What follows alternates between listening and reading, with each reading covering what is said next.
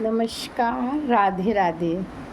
माँ पीताम्बरा ज्योति संस्थान में आप सभी लोगों का बहुत बहुत स्वागत है। आज करवा चौथ की सभी लोगों को बहुत बहुत शुभकामनाएं, बधाई हो। ईश्वर आपके जीवन में सुख सौभाग्य हमेशा रहे। आज मैं आपको बता देना चाहती हूँ कि करवा चौथ का क्या महत्व है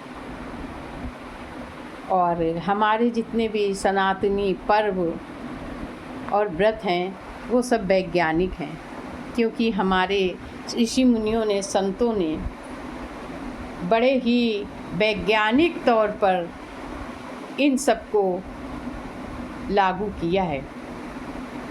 अब जो हमारा आपसी संबंध है मन से होता है और चंद्रमा मन का कारक है, तो जब हमारा चतुर्थ भाव, कुंडली का चतुर्थ भाव अच्छा होगा तभी हमारे जीवन में सुख समृद्धि होगा।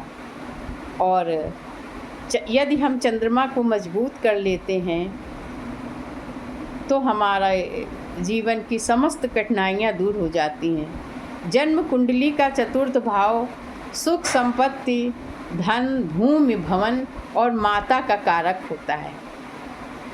और यदि चंद्रमा आपका उच्च का है, फेवरेबल है, तो आपके जीवन में किसी भी प्रकार की कठिनाई नहीं आ सकती है। और अगर कहीं से कमज़ोर है तो हम अर्घ दे के अपने ग्रह को सुधार सकते हैं। इसलिए आज करवा चौथ के व्रत से पति को, जीवन साथी को तो लंबी आयु प्राप्त होती है, आरोग्यता प्राप्त होती है, वरन इसके साथ ही साथ आपका जीवन सुख, समृद्धि और वैभव से युक्त होता है। आपको माता का प्रेम मिलता है और माता के जीवन की भी समस्त कठिनाइयाँ दूर होती। इसलिए आप सभी लोग बड़े प्रेम से आज करवा चौथ का व्रत रखें और जल से अर्घ दें। अर्घ देने का क्या महत्व है?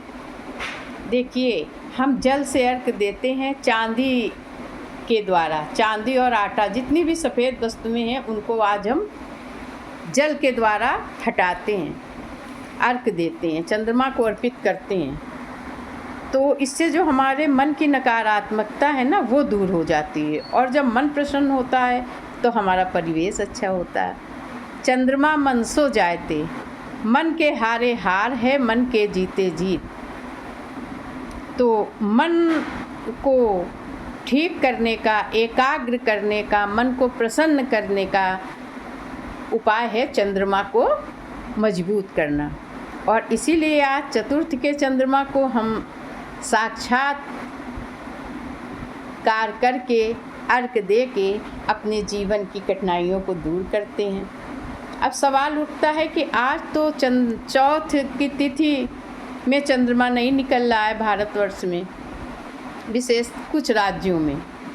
तो हम 7:30 बजे तक जो अपनी पारंपरिक पूजा है उसको कर लें, और करने के बाद उत्तर दिशा में हम जल भी अर्पण कर सकते हैं, अर्घ भी दे सकते हैं। भले ही हमें चंद्रमा दिखाई नहीं देगा, लेकिन उसकी उपस्थिति होगी। चंद्र और सूर्य तो अपने ही स्थान पर रहते हैं हमेशा, बस वो उदय और अस्त होते हैं। तो हम उनको 7:30 बजे तक अर्घ भी दे दें, और जब चंद्रदेव निकलें देर रात तक, तब हम उनके दर्शन कर लें।